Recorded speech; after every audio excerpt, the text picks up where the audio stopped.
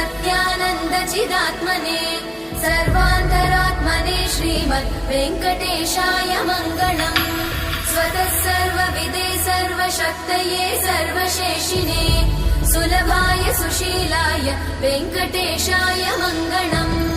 परस्मै ब्रह्मणे पूर्णकामाय परमात्मने प्रयुञ्जे परतत्त्वाय वेङ्कटेशाय मङ्गलम्। आकालतत्त्वमशान्तमात्मनामनुपश्यताम् अतृप्त्यमृतरूपाय वेङ्कटेशाय मङ्गलम्। प्रायस्वचरणौ पुंसां शरण्यत्वेन पाणिना कृपया दिशते श्रीमद् वेङ्कटेशाय मङ्गलम्।